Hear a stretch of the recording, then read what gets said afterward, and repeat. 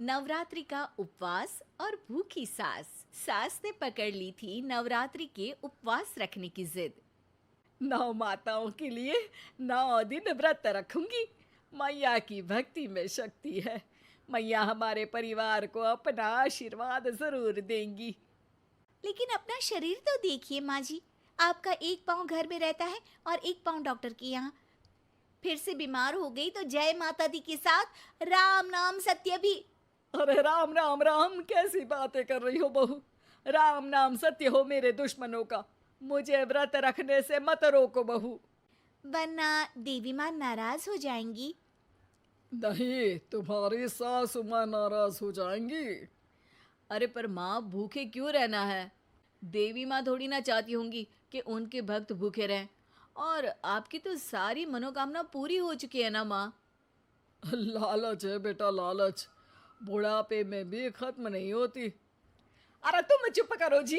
तुम्हारी भी उम्र है भक्ति भाव करने की। ज्यादा बड़बड़ की ना तो तुमसे भी उपवास रखवा लूंगी। हाँ। अरे रौद्र रूप क्यों धारण कर रही हो मेरी माँ। रख लो व्रत। ठीक है माँ, बस अपनी हेल्थ का ध्यान रखना।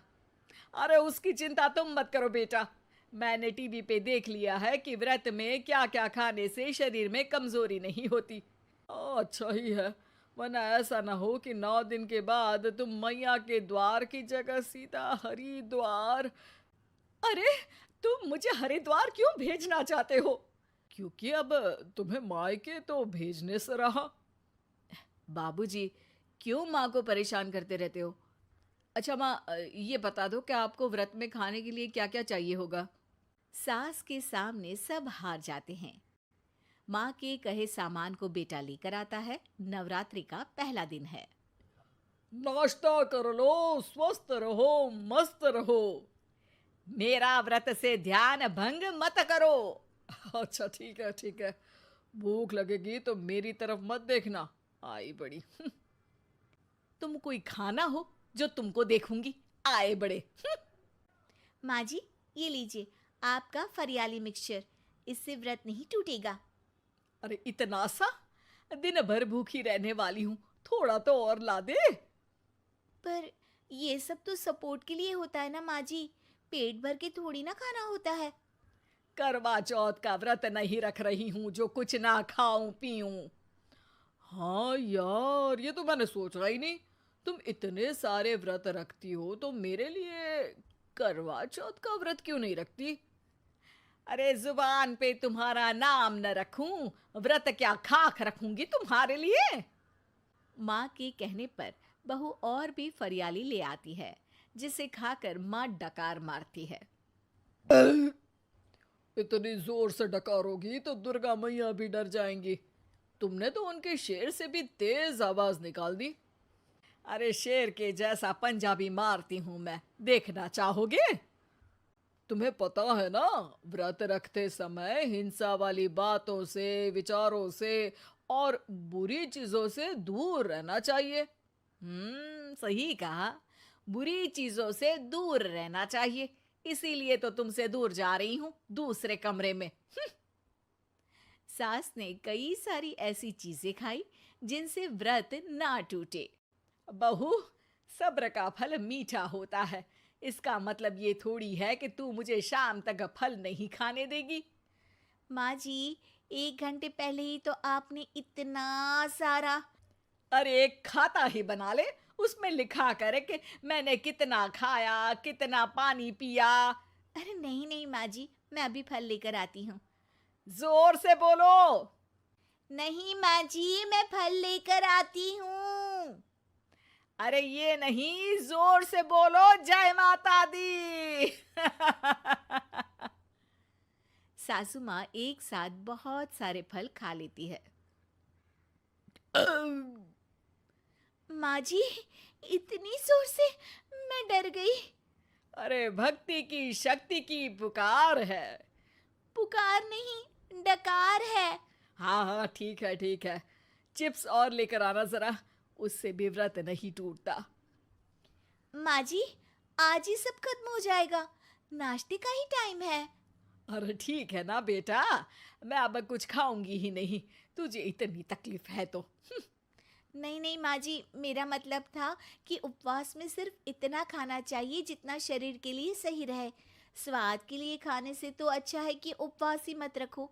माता जी की कृपा तो वैसे भी बनी ही रहती है। अरे वाह बहू वाह! एक ढोलक और हारमोनियम भी लेकर आना और प्रवचन करने लग जा। श्री श्री 108 बहु ईश्वरी माता। माँ जी, मैं आपके लिए चिप्स लेकर आती हूँ। बहू की सही सलाह को भी सास नजरअंदाज कर देती है। थोड़ी देर में बहू सास को चिप्स लाकर दे देती है। आलू की चिप्स, आहा मजा आ गया। आलू किसी भी सब्जी में चला जाता है। आलू पनीर, आलू पालक, आलू टमाटर, आलू भिंडी और तो और पराठे में भी चला जाता है।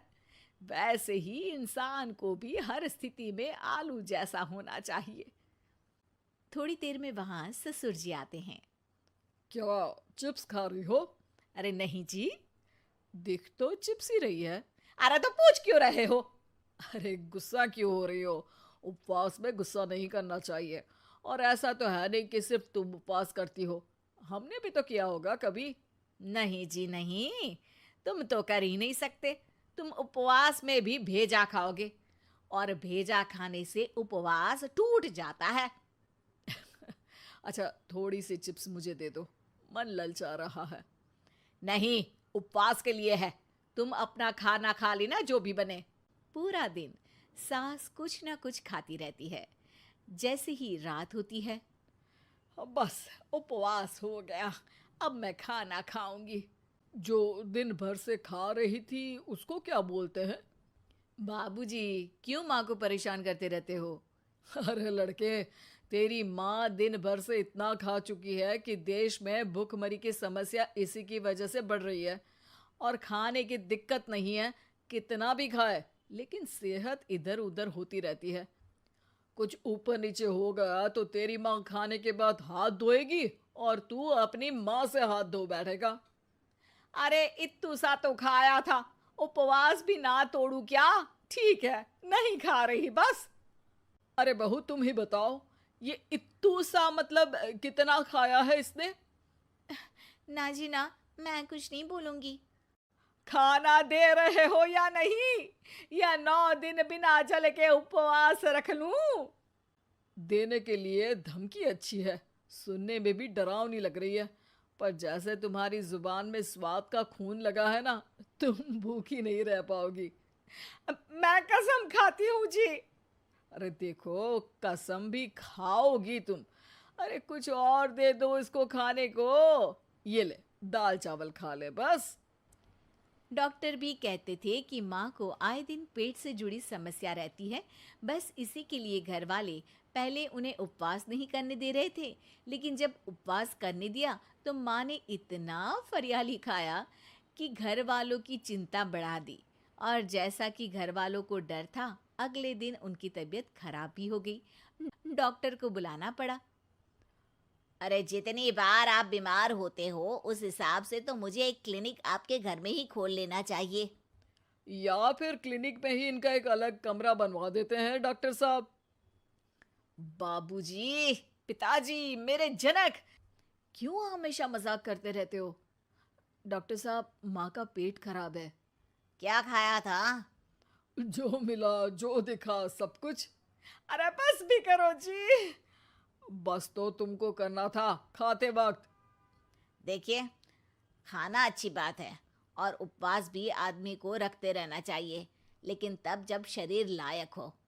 पहले दिन ही बीमार हो गई तो 8 दिन कैसे होगा? आप व्रत मत रखो और खाने पीने पे ध्यान दो। मैं गोलियां दे रहा हूँ। आप भी कुछ खाने को ही दे रहे हो? हाँ, इससे जल्दी ठीक हो जाएंगी, समझ गई हैं आप?